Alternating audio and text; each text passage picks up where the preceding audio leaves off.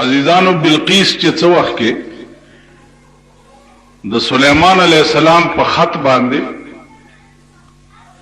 خپلو جرنیلانو سره مشوره وکړه نو داغه مشورې خلاصه دا وه چې بلقیس وی چې زه جنگ په هیڅ قیمت سلیمان علیہ السلام سره کول نه غواړم تحفه او ډالۍ به ورولېږم کده بادشاہ وي نو تحفه به قبوله کی او نور به غلی کینی او کده پیغمبر وي نو بغیر د اسلام نه به په بل شي باندې ناراضي کی چنانچه تحفه او ډالۍ ورولېږله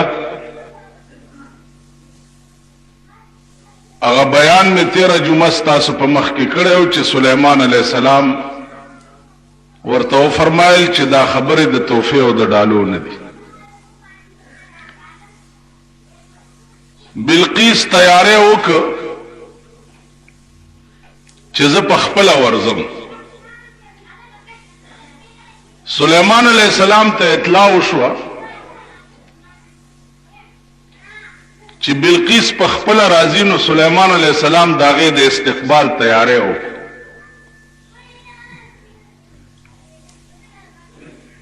او تیارې داسې وکړو چې تمام پیریان او دیوان راوغوښته او ورته وی چې ماته د هدهد مارغه ویلي دي چې د بلقیس ولها عرش عظیم داغی او دمر عجیب و غریب تخت تے چه سڑے ورطا حیران ش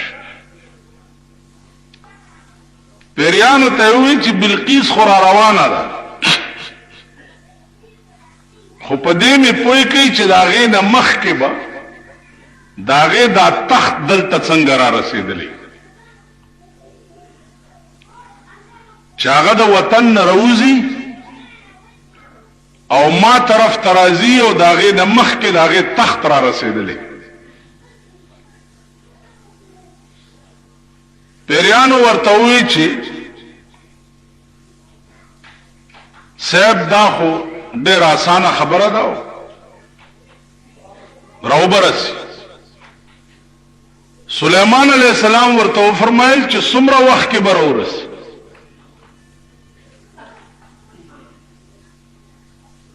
عفریت دیو پیری نامه و عفریت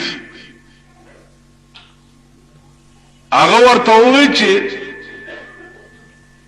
د سترګو پر رب کې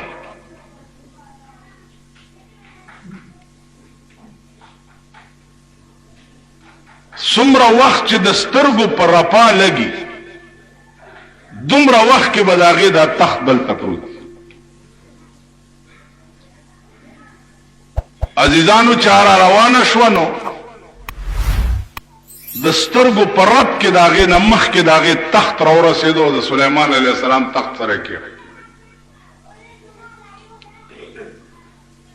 بلقیس را روانه ده او د استقبال تیاری دي صاحبہ پیریان دی او دیوان دی او مارغان دی او عجیبات دغه مارغه سلیمان علیہ السلام تدام ویلیو چې د بلقیس پخپو ویخت دی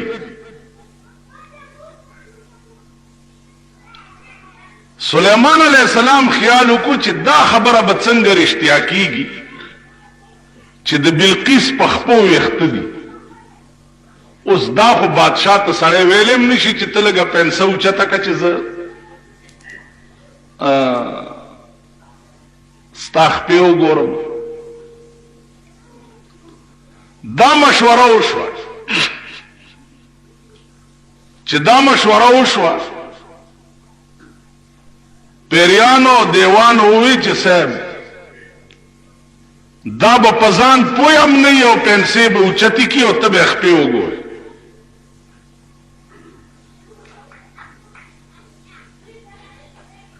کملار چې د دې د استقبال د پاره جوړه وه هغه لاره کلهمه داسې د شیشو جوړه کړی شوه چې رانږدې کېدو سره به سړي ته دا پته لګېده چې دا اوبه دي.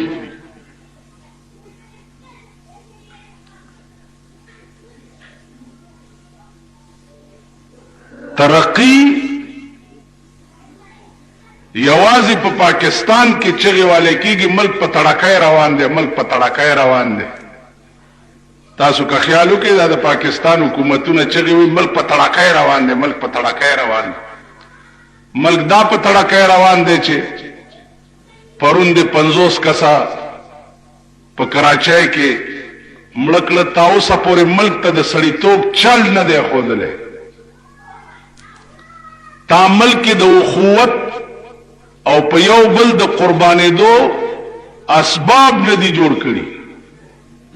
پرون مهاجر او پښتانه په کراچۍ کې ولې مړه شو؟ پریټ همغه سړی غلط کوي چې ډریل انسټرکټر یې غلط. ډریل انسټرکټر چې چل ولا د پریټ نه ورځي نو هغه نرنګوټان چرې ټرین کېدی نشي. د پاکستان هر حکومت چې راغلی دی ډریل انسټرکټران یې غلط. اله په خپله د پریټ چل نه ورځي نو بل به د پریټ چل څه وکړي؟ دا چل خو جناب رسول الله صلی الله علیه وسلم اهل مکه چې لاړ مدینه منورې ته نو اهل مکه هم کېنول او اهل مدینه هم کېنول او ورته وی چې زه ستاسو په منځ کې رورولي جوړوم ځکه چې دې کې څه خلق هجرت کړی دی د مکې نه راغلي دي مدینې ته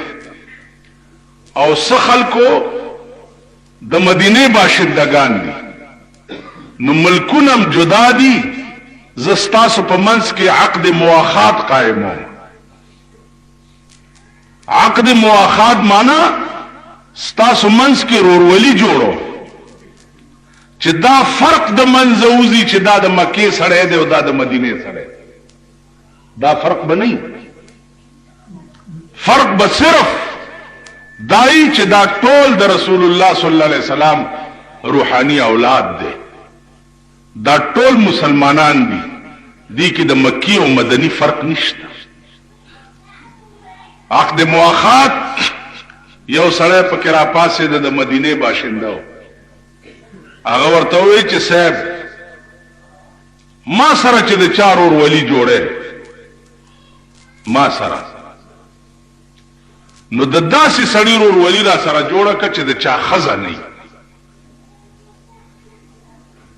مکې نه راغلی مهاجر وي او ښځه یې نه وي. چې ولې؟ وی زما 2 ښځې دي چې زه یو ښځه وله ورکړم. رورولي یوازې دې ته نه وایي چې په خوله زه ووایم چې دا زما رور دی. زما 2 ښځې دي،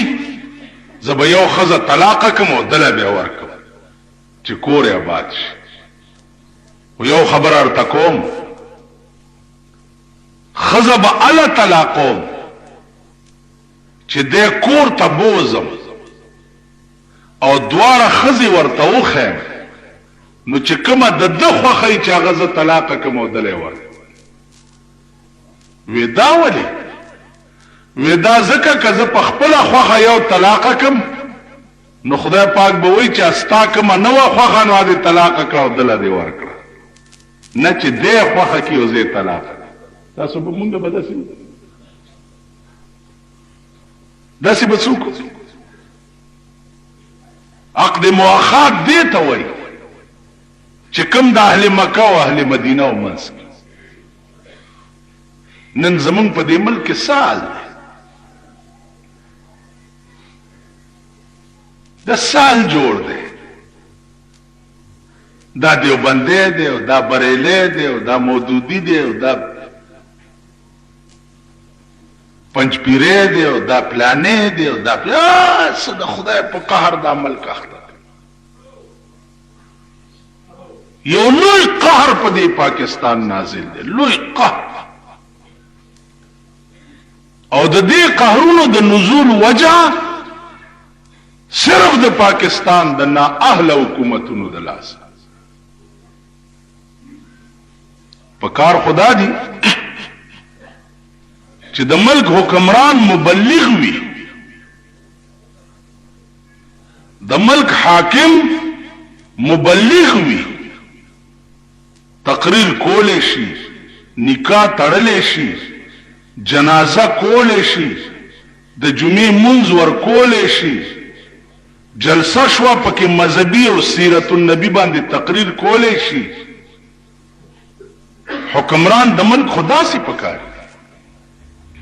زمونږ د ملک حکمرانان پرې چې یا د چنډ متناستی او یا صاحب د کرکټ تماشو تناستی یا د اکی تماشو تناستی یا چرته د چا کور روانی او دوی له کینچی ور کی افطار پہ اس کی افتتاح کر رہے ہیں افتتاح کر رہے ہیں افتتاح کر رہے ہیں دا زمونږ د ملک حکمرانان دي نو د ملک بیړه تبا کیږي د ملک د نا اهله حکمرانانو د لاس دوی کې دین نشته بیا مونږ غوندې خلق روټي خلاصي چې مرګري کړی دي هغه روټي خلاص چې دوی سره په مجلس کې ورولې نوم د دوی صفاتونه بک د دوی لکه هغه ورځ د کلو کې یو مدرسې افتتاح کړ نو یو وزیر پکې تللی و یو مولا را پاسېدلی دی رونو د خوش قسمتۍ خبره بله ده تاسو پوه نه زه په دې نه یم چې دا وزیر دی دا صاحب خوشحال په دې یم چې په ملک څومره اسلامي مدرسې دي نو د هغې افتتاح د ده په دې مبارکو لاسونو شوی دا تقریر ولا مولا کړی اوس کې به څه د وزیر لاسونه مبارک دي نو کومه مدرسې افتتاح چې د دې وزیرانو په لاس باندې وشي داغه مدرسې دې خدای کور وران کی افتتاح خو د یو لوی ولی او د یو لوی بزرگ د یو لوی عالم په لاس باندې د مدرسې افتتاح پکار نن دې بد قسمت قوم ته وګوره جاهل سړی براولي پاغي به د دین افتتاح دا دین شو علماء بناستی لوی لوی علماء بناستی او جاهل به ورته ولاړی تقریر وکړي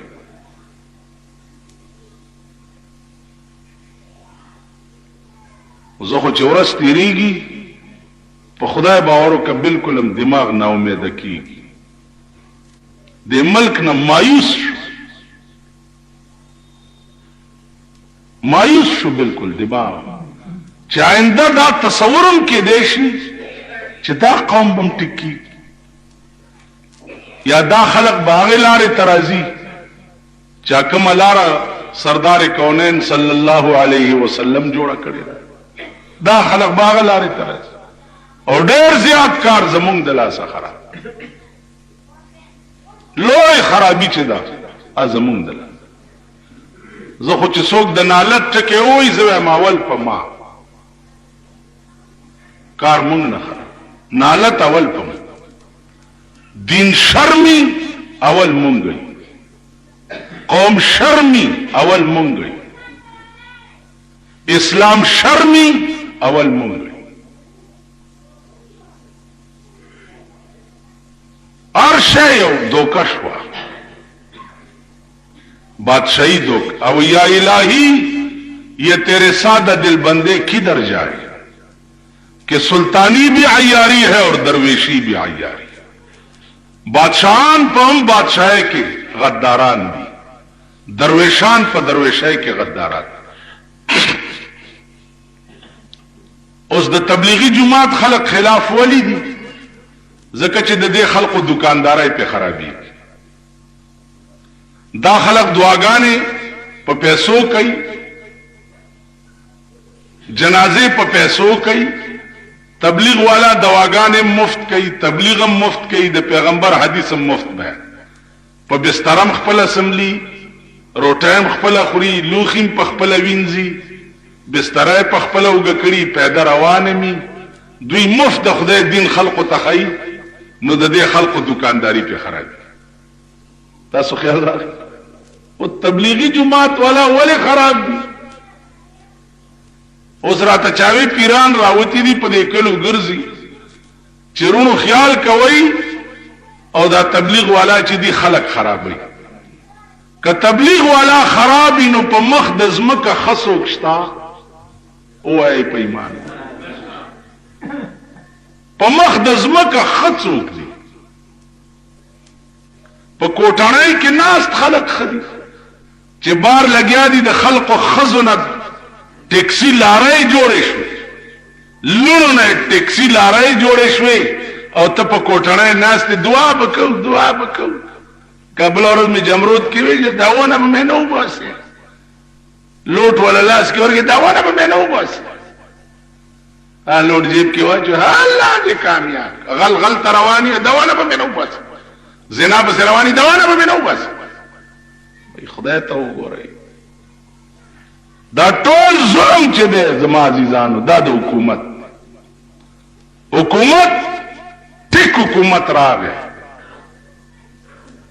تو وګوره چې بیا سپېګمې څوک راکړي یو نه دی دا سپېګمې غوسې کړې او بیا کړت چاو کو نو مان دا ګیره کلک اوس ازادي ده سه داری بی دینه ازادي ده داری بی قادیانه وی ازادي ده شیعه ازادي ده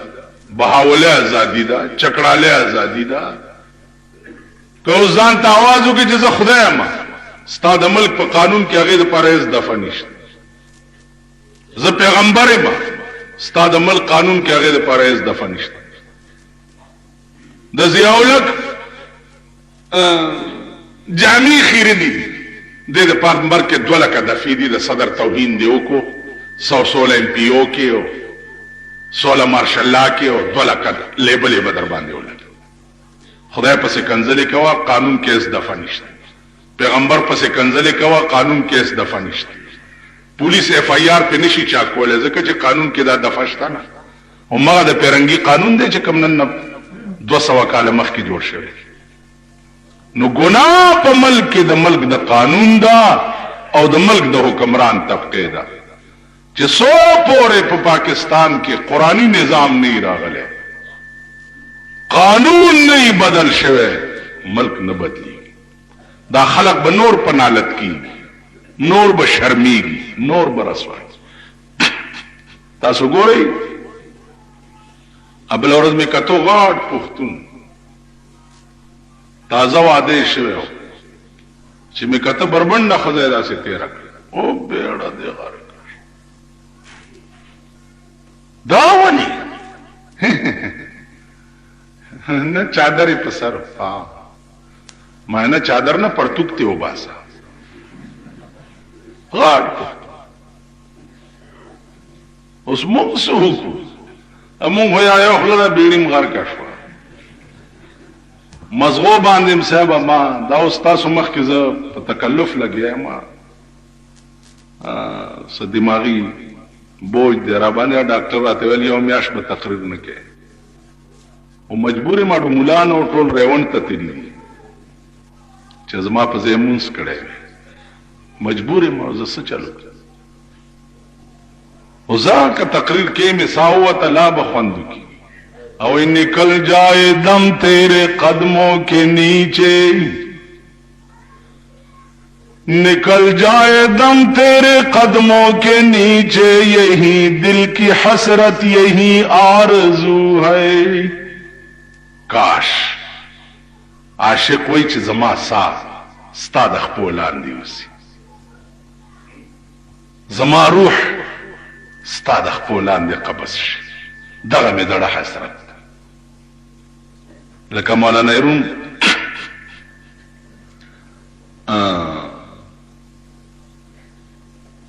وای چې شب رحلت عظیم بستر شب رحلت عظیم بستر روم تا قصر حور العین اگر در وقت جان دادن تو باشی شمع بالینم و زما د روح د قبض کولو په ټیم کې که زما سر پورې تډي وباله شي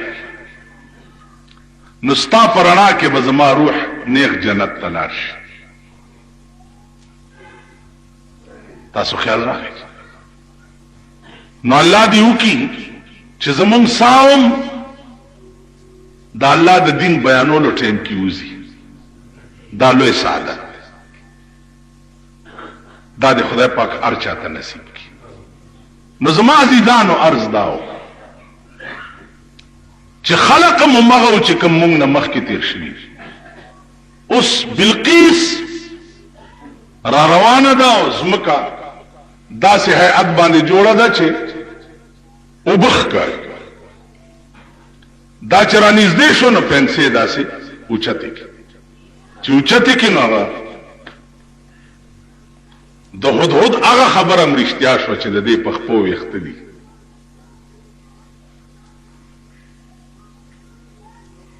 سلیمان علیہ السلام ورته اوبه نه دي دا شیشه ده.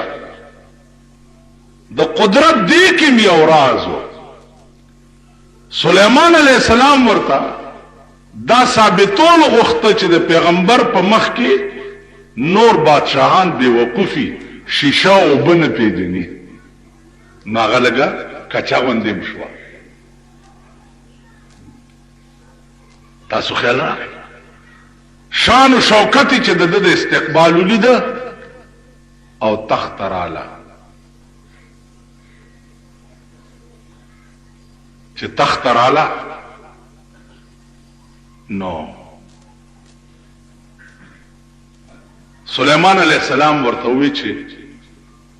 په تخت کې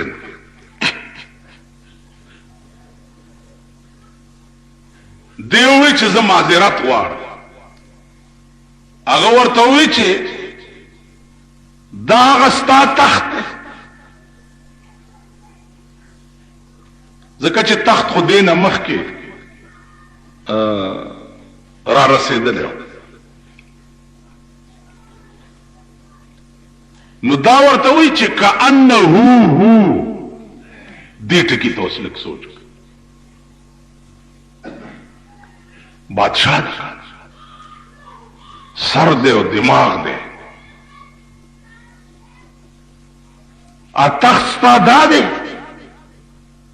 نو دا بلقیس ورته وی چې کأنه هو گویا هغه تخت داسې و. دا نه وی چې دا دی ځکه چې بلقیس دا پوهه وه چې کیدای شي چې دا بل تخت او زه ویم چې دا دی نو زم بادشاه یم د ده په مخ کې به زما بېعزتي وشي. نو ورته وی چې کأنه هو گویا هغه تخت هم داسې و. سلیمان علیہ السلام ورته وفرمایل چې دا مغه تخت دی چې کوم ستا جای قرار و. دا څنګه دلته راغلی؟ ورته دا ستا د راتلو نه مخکې د سترګو رب کې دلته را رسېدلی. سلیمان علیہ السلام په تخت ځان سره کېنوله. اوس بلقیس وی قالت رب انی ظلمت نفسی. اللہ فرمائی چې بلقیس ہوئی چې اے اللہ ما په خپل ځان ظلم کړی دی. ما په خپل ځان ظلم کړی دی چې ما ټول عمر نور ته سجدې کړي. د بلقیس د ټول سلطنت خدای چې دی هغه انور دا په خپله او د دې قوم دوی به انور ته سجده کوله او انور ته به خدای وي. نو عقل سر لراغه او وی رب انی ظلمت نفسی خدای ما دا دومره موده په ځان ظلم کړی. واسلمت مع سلیمان خدا اس میں پہ سلیمان علیہ السلام ایمان رہو دا عقل یو بلا خبر ہو مونږ هو عقل سره ډزې کړي دي مونږ د عقل په خبرو چرته پوي اسې وایم که مونږ د عقل په خبرو پوي دی نو دا ټول ورځ تاسو د دې خلقو د کرتوتونو ته ګورئ دا بې عقله کارونه به نه کوي مونږ د عقل په خبرو نه اسې لنډ غوندې درته وختي هلته ناستم نو یو سړی مې کتو نو ګنې په لاس کې دی ګنې اوږد ګنې نو دا یو سری سپینی دا یو سری سپینی او هغه اوږده بلا کم از کم 2 غزه ګنې آئی نیولے اس پا سراک روان دے او یو سر سپینے بس غلط چی یو سرے پسترگو اوار اپاغا بل سر بان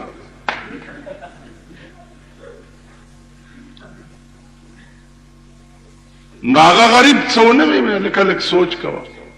دے چی تی تیر شنو مغا سے پہ لگی آگی استاسو رشتیا وی چی اوم دیر غٹا بلاوا او خمزدار ګیره موا لکه مې وی چې زه ورته وایم او مالکما ورته وینو صد سړی زوی نخ کاری کله سړی زوی نو څه عقل به پکې وي چالکه سړی دی په واړو پسترګو دی رون کو نو اوس خو د سړی زوی شه چرته ودرېګا نو وی جو او بیا وای په ایمان په دې سره ټول ورځ دا کاری کوي تاسو ورشئ په یورپ ممالکو کې یا نورو ملکونو کې وګورئ یو سړی ګنډېره وجوولا نو پوستکه به تر هغه پورې په لاس کې نیولې تر هغه پورې چې تر سو پورې ا د کوړې د غرزولو ټیم یا زیر اغلې نه او پاغي کې اچولې په عرب ملکونو کې وګورئ مجال شتا چې کېلاو خوري یا سنتراو خوري پوستکه په سره کو ګوري نه زه په دې ټیمان زړندې یا د کوړې اچولو زيونه دي دا به ترغه لاس کې نیولې چلته وګورځي تاسو چې په لار روان یو کېلاو خوري نو ان په سرک منځ کې به وګورځو نو چلته ماشوم یا سړی را روان یو د کېلې په پوستکه خپکی نو یو په مشرق تلاړ شي او بل مغرب تلاړ شي دا خلک دا سړی ځامن دا بنی آدم ټول اسخاو په دې سرکونه او بیا په دا موټر یو لاره شاپ شروط جوړ ار سره د غلو د متیازو په وانو لاندې دا خلق دی یدي کې څاقل متیازي بو کې او 10 بوچي په لار روان دنیا ته بداخه چې ماګني او 10 چوم زموز گزارې زما زیدان وردا او چې دی خلقو کې عقل راځي نو بیا به قیامت وختي یو الک نه په سایکل ظلمه الک ده نو د سایکل د مخ کې پایې او چته کړو په دې رستای پایې ده چې پرسته پایا ده نو مخله ولا ټانګ راغی چې د پایا لګولا خدای بچ کو کینی اور میګ به مات وي قدا کوم مستی ده نو ارداو چې یو تیراواله خزه و چا ورته خوره څول دای هغه خوره پختنه ما کا ډوبا دا و ډوبا به پوتې شي پختنه ما کا ډوبا دا و ډوبا به پوتې شي نو دا توقع مکوئ چې دینه بعد بم دا قوم چرته دا بنی آدم په قطار کې راځي یا چرته سړی کیږي نور به لکای کیږي نور به په نالت کیږي غل متیازي به په یو بل تپل شروع کی تاسو به یعنی تر دې پوری شوی دا به تاسو مانی چې په واده کې یو سړي سره نه لګي او په بوتل کې متیازي اچولي دي متیازي او پکې یو ساس کې عطر اچولي او هغه متیازي پاسېرو د پاسه پاغه سړي چڼکاو کړي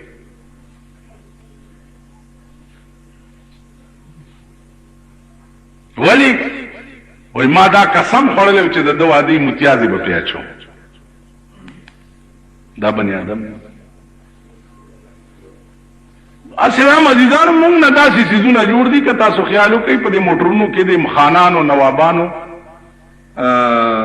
د پلاستیک مارغه یا کوتره یا سپی داسې جوړ کړي نو موټر کې رستو داسې کېنولې د شیشې ته مخ کړی وله نو موټر چې خوځي او رواني نو هغه اثر داسې خوځي مونږ هغه سیز نه سره خوځي نور پته نه لګي چا څه وې یا ما څه واورېده یا ما ته څه کول پکار دي یا زه سله پیدا یم یا زه به څه کوم دا سیزونه نشته نو بلقیس عقل ته اوس ګوره پاکستان خزو کې به داسې عقل راشي بلقیس وی قالت رب انی ظلمت نفسی اے الله ما دا دومره موده چې د غیر الله عبادت کړو په ځان مې ظلم کړو واسلمت مع سليمان اوس مې په سليمان عليه السلام ایمان راوړو خو ولی لله رب العالمین لله رب العالمین خدای د سليمان د یری نه اسلام نه راوړ او نه د سليمان د بادشاہ د یری مسلمانه شوی حقیقت را ته معلوم نو چې اوس را ته معلوم شو نو خدای تا د پاره مې ایمان قبول کړ تا د پاره د یری نه عزیزانو دغه بلقیس وا علما لیکي چې آخر الامر سليمان عليه السلام سره نکاح خبره مې دې پورې درته کوله چې د اسلامی دنیا بادشاہانو دعوت بل ملک لبا اول څه انه من سليمان بسم الله الرحمن الرحیم الله تعالی علی واتونی مسلمین راشا او مسلمان شا نظم عزیزان الله دې دا خلق زمونږ د ملک سربراهان کم خلق چې په دې ملک کې اسلامی نظام راوستل نه غواړي او پلاره کې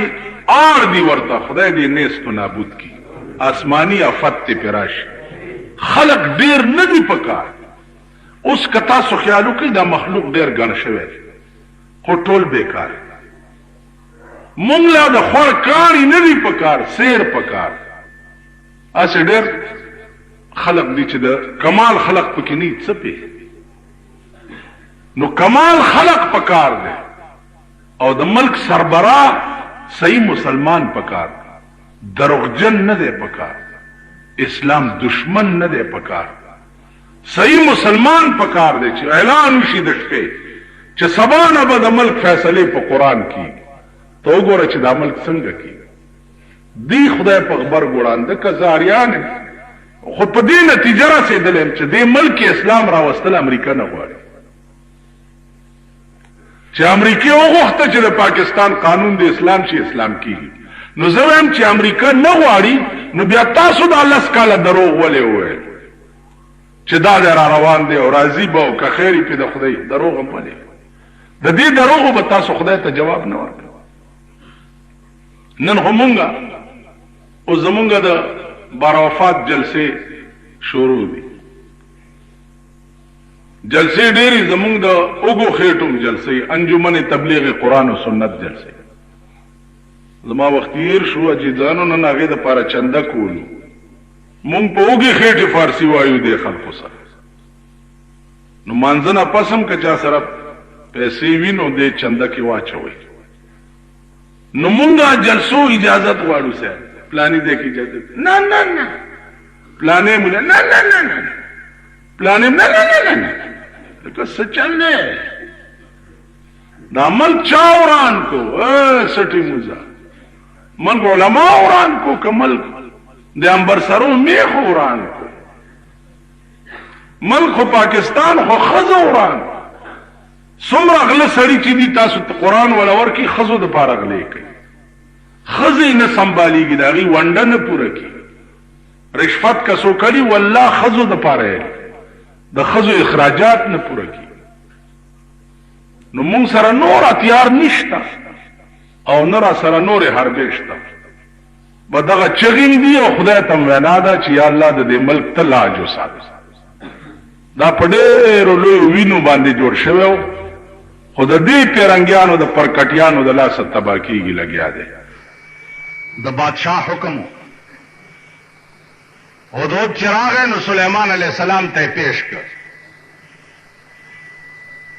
چې پیش کړ نو سلیمان علیہ السلام د دې حدود په دې سر باندې داسې د ویښتو سړی غوندې د سړی نه داسې ونیو داسې دچکې ولا ورک او ورته ووایي چې ته چېرته تللی وې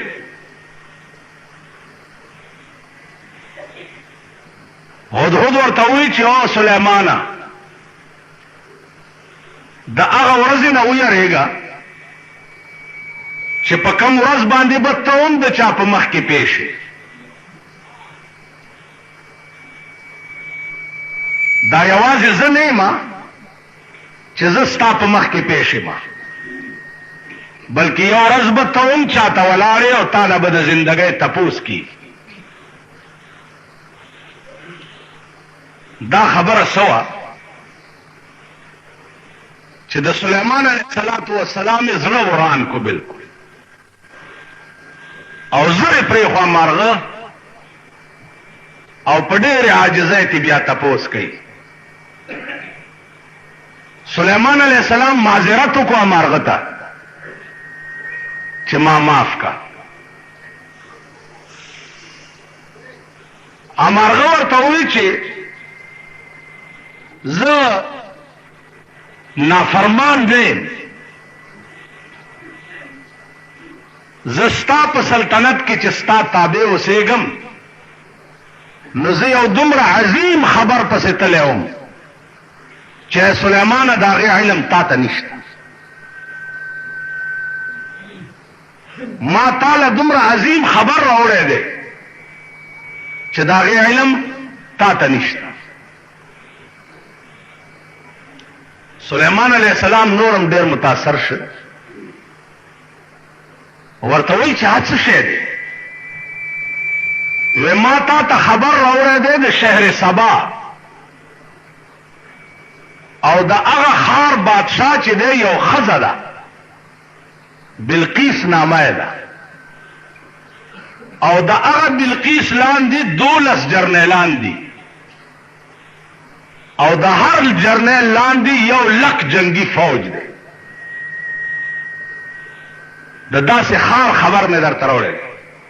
او بیا د هغې یو داسې عظیم تخت دی چې په کوم تخت بعد دا بادشاهي کوي چې د هغې مثال بیا نشته سلیمان علیہ السلام حیران شو د دې دومره عظیم ښار خبر یو مرغه راوړي هسې که تاسو کې لږ سوچ وي او په خبره پوهېږئ اندازو کوي چې کوم بادشاہ الله والی هغه ته د بار ملکونو سره د روابطو ایس ضرورت نه د محکمو جوړولو یا د خرچونو کولو د هغې خبر چې دی هغه مرغان کوي پاکستان غوندې ملک نه چې یو جاس پریوتی دی ته اوس پته نه لګي چې دا ولې پریوت په دې اخبارونو کې تاسو ګورئ کله وایي واده ډزې کېدې لاندې نه لګېدلی دی کله وی صاحب ټول واده والا ونیوه، کله وی چې اوس نن بیان دی چې د هندوستان نه تخریبکار راغلی دي او پاغي کې جنکۍ دي، نو دا جاز پریوتو داغي سازش کې دي. یعنی داسې خیله پرتوک دي چې هغه خپل دغه نشي معلومولی چې دا جاز ولې وغورځېدو، په خبره نه پوهېږي. دا زه چې کله کله وایم مونږ پورې د خر سرونه تړلي دي، قسم په خدای که دا زه دروغ وایم، ځکه چې د خر سر چې دی هغه هم د ښه او د بد تمیز نشي کولی او نه په خبره پوهېږي، او مونږ هم دغسې. دا دروغ نه دي. خلق تباه شو، دنیا ورانه شوه، قصخانه کې د خلکو کورونه وران شو، بم خلاص شو، کله وی پلانې تخریب کارو، کله وی پلانې تخریب کارو، کله وی پلانې تخریب. د دې منشا سوچ کول پکار دي چې دا تخریبکار ستا ملک ته راځي ولې؟ هغه ملک سره ستا څه چل دی چې ستا ملک ته تخریبکار رالیږي او خلق تباه کوي؟ نو ملک سره خبرې وکړه که نه؟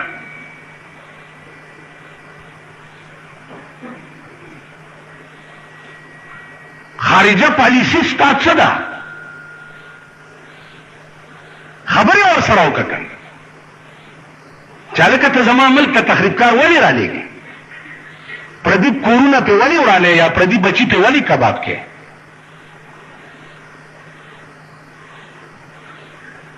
نو عزیزانو عرض داو چې زمونږ د ملک بادشاهي داسې شی دی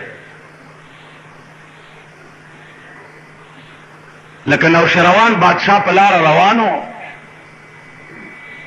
بختک وزیر ورسره و، نو د کارغه او د خارونۍ جګړه وه. نو بادشاہ د خپل وزیر ته وایي چې دا کارغه او دا خارونۍ ولې په جنگ دي؟ وی صاحب پرېږده یې، وی حل وایه دا ولې؟ وی دا کارغه د دې خارونۍ نه لور غواړي زویله، او دا خارونۍ نه ورکوي. نو وی څه وایي؟ وی خارونۍ ورته وایي چې 100 خارونه وران شوي د لور په مهر کې راکه، نو هله به لور در کوم کې نینې در کوم. نو ویلې کارغه ورته څه وایي؟ وی کارغه ورته وایي چې دا لږ خارونه وران شوي واله او نور چې نوشروان بادشاهي او بختکي وزیري د ډېر خارونه به وران وګوري. ویل ښه دا ما تا پورې ویلي دي؟ ویل او صاحب ته بادشاه یاد کړی او زه یې وزیر یاد کړی چې دغه بادشاهي او دا وزیري د ډېر خارونه به وران. نو چې ضیاءالله کې بادشاهي او جنیدوی وزیر اعظمي دا پاکستان دی وران وګوره. بھائی تخریبکار رانے تخریبکارو علاج سوچ کا چې دا تخریبکار راځي ولی علاج سوچ او برا روانی دي خپوي چې په دې لار سیلاب راځي او بیا د خور په منځ کې کور جوړه او درمیان قار دریا هم چو بندم کر دئی باز میں گوئی کے دامن ترمکن ہوشیار باش دریا په منځ کې د کینو لما او دې تړلم او راته چې لمنیم لمدې نکي بیا مونږ یې جلوس راو باسو هاي کوئی انتظامیہ فیل شو پلانې فیل شو پلانې پولیس فیل شو بھئی پولیس فیل شو اره تاړه کې وګوره سلويخ سپایان په سلويخ تو سپایانو کې لاس چې دی هغه په تاړه کې ډیوټي ورکړي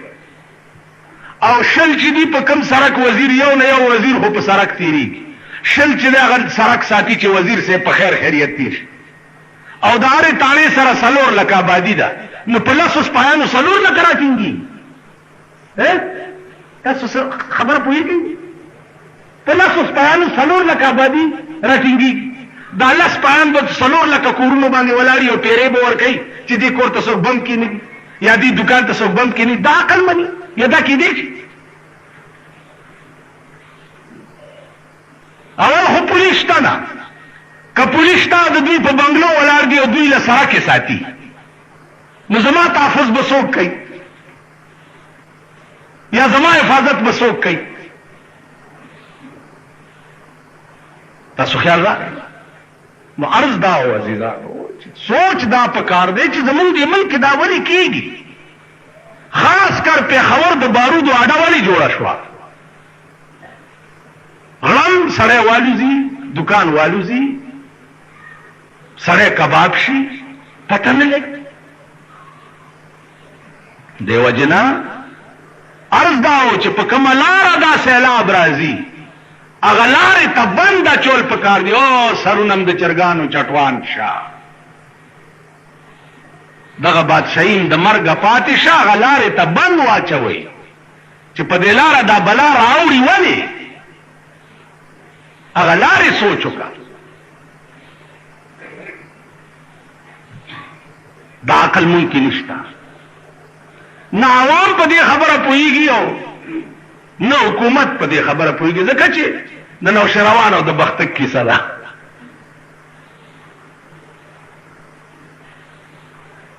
خپه نه شئ، جمعې په ورځ دومره ګډې وډې نه وي ویل پکار لکه چې زه یې وایم. خوړه مې دې خولې نه بوټ وځي، خوړه مې وځي. دا بادشاهي داسې ده لکه یو بادشاه او د دنیا قمقل، د دنیا قمقل، خو چې خبره بیا کول څه غول به ضرور. اوس ته وګوره نن 10مه ورځ ده، حج پالیسي باندې ستا ټول حکومت اخته دی. حج له به داسې خلق ځي او داسې به روان شي او داسې به هلته لاړ شي او دوایانو والا به داسې چلی شي، هلته به ډېرې ونیسي، هلته به بیا کیني، هلته به بیا سملي، مینا کې به اوبه وڅکي، عرفات کې به بیا داسې چلو کي، او په مزدلفه کې به بیا داسې. 10مه ورځ ده چې صدر او وزیر اعظم په دې بلا ګرفتار. اوس ته په ایمان یې چې دې ته ضرورت څه ده؟ دې ته څه ضرورت؟ دا پخوا به چې خلک حج ته روان شو او 8 میاشتې به پیاده مزلې کولې، په مکې او د مدینې منځ کې به په اوښانو مزلې کېدې، په 12 ورځې کې به رسېده. او حج له به هغه سړی تلو چې د سلو نه به اورېدلی. بوډا به لاړو صاحبه په بحري جهازونو کې 14 ورځې به په اوبو جهاز کې غړچېدو، بیا به هلته په خپلو خپو غړچېدو. 8 میاشتې پس به نېغ بوډا راغی، حاجي صاحب راغی. اوس تلی نه چې بیا راشي چې چېرته ګورې خپک دی د حاجي کوتک شا په سر دی، چېرته خپک دی په حاجي دی. حاجیانو سهل جوړ شوی حج نه دی. پخوا به چې حاجي بزرګ به ولی به شپه ورځ به خدای ته په سجده پروت و.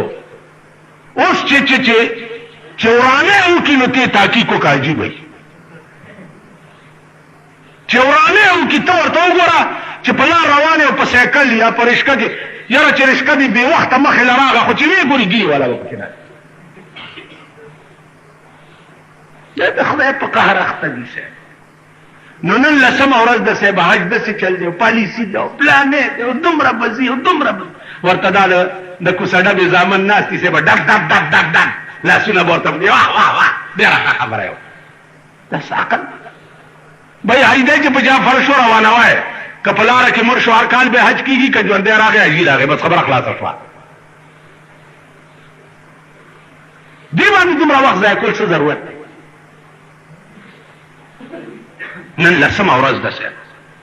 رپورټونه دي او اخبارونه دي او فوټوان دي او حج کانفرنس. دا حج چې د کوم ځای نه راغلی دی دا هغه ځای قانون سره وګوره په پاکستان کې څه کېږي. دا هغه ځای قانون په دې کعبه چې کوم قرآن نازل دی، دا د مدینې صاحب چې کوم قرآن په 23 کاله کې راغلی و، هغه قرآن سره په پاکستان کې څه کېږي، هغه دین سره څه کېږي، هغه مذهب سره څه کېږي. او صاحب دې ځای نه لاړو مدینې، زمونږ دې په دې مخ نالتي چې مونږ په دې مخ مدینه کې رسول الله ته ودرېږو، الصلاة والسلام علیک یا رسول الله ورته وایو. مونږ چې ورته ودرېږو چې یا رسول الله وګوره اتا چې کوم قانون مونږ ته پرېښی، مونږ د چیلو په شپول او د غویانو په استبل کې غورځولی. دا قانون دا دی که نه؟ د المارۍ کې تاسو وګورئ دا سپارې پرتې، دا قانون. ورشه د انګریزي کتابونه مو ګوره په یونیورسټو په لایبرریو کې، او ستا قرآن مو ګوره چې په دې المارو کې څنګه پروت. دا قانون دی. عزیزانو بادشاہ دی انتہائی قمق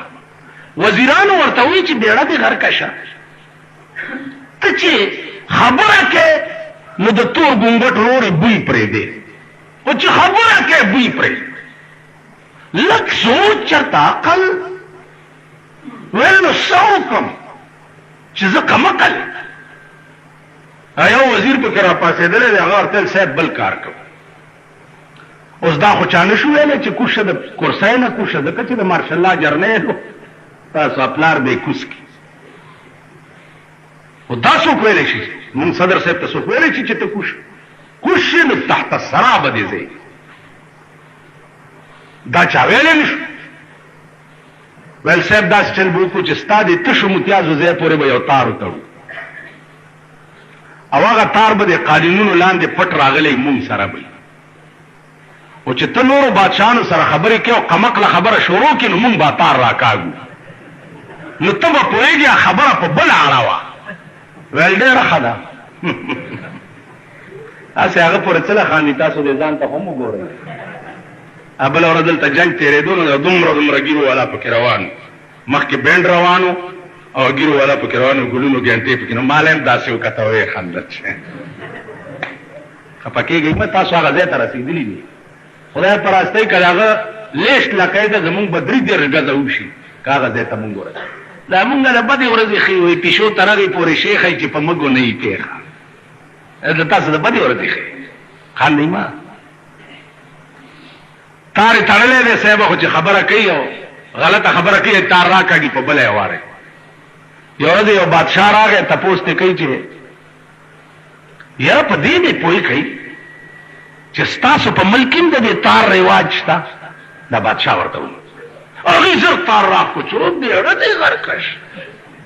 اوس ته ورته دا دی چې زما په تشو متیازو ځای پورې تارونه دا هغه دي صاحب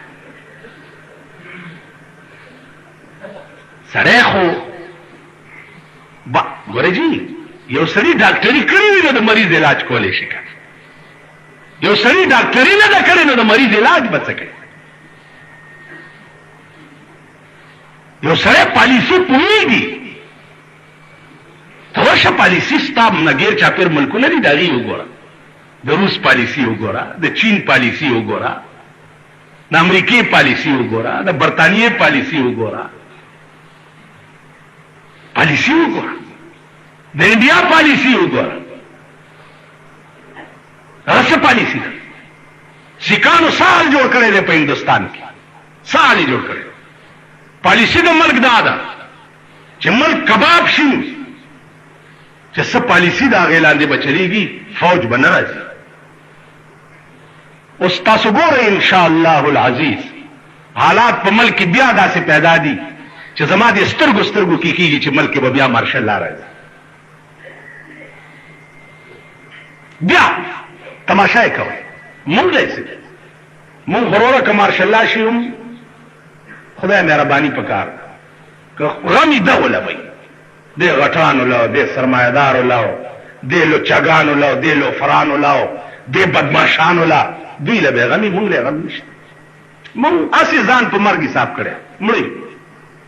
نو مړ به څه مړ شي غم د هغه څوک کوي چې چا د غم اسباب ځان ته جوړ کړي الحمدلله مونږ د غم اسباب ځان ته نه دي مونږ لمنه صفا ده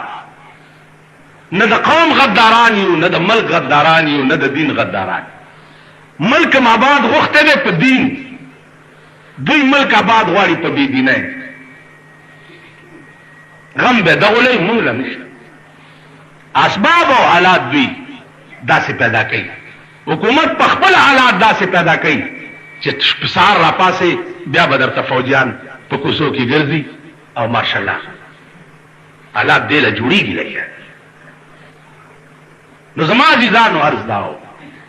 چې څو پورې قوم من حیث القوم ټیک شوی دی قوم د قوم ته به ښه ورځ نه نصیب کېږي د سکون ژوند به ورته نه نصیب کېږي تاسو خیال را اوس سلیمان غوندې به مونږ چېرته پیدا سلیمان علیه السلام هدهد ته وایي چې خدا تا چې کوم خبر د دې بادشاہ ما ته راوړو راشه زما خط ورته یوسه. نو سلیمان علیہ السلام خط لیکي بلقیس بادشاہ ته، لیکي ورته انه من سلیمان،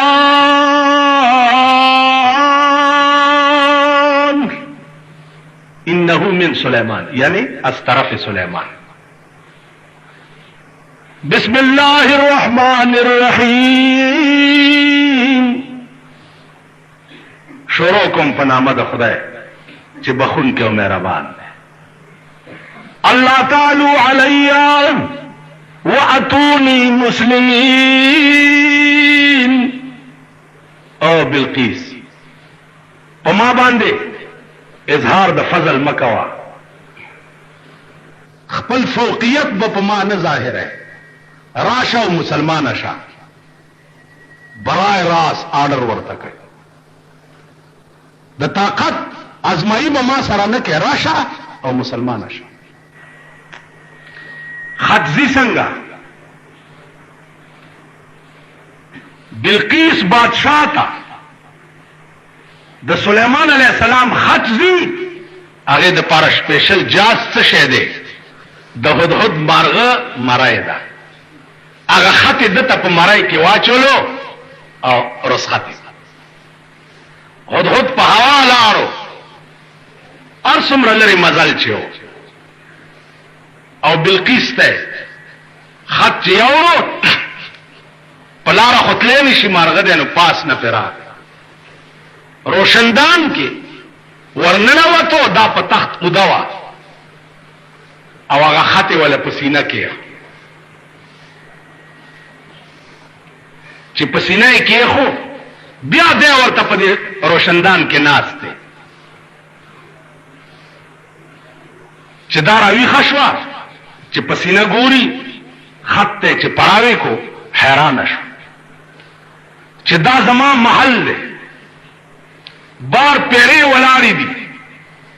څوک راتلم نشي دا خط راوړو چا. او چې پروشندان کې وکړو دا مارغه دم ورته وکړه بدیت والوته پوه شو چې دا دې مارغه راوړي. ترغه ورته ناستو چې ترسوي دې خط پړاو کړي نو که بادشاہ وي تش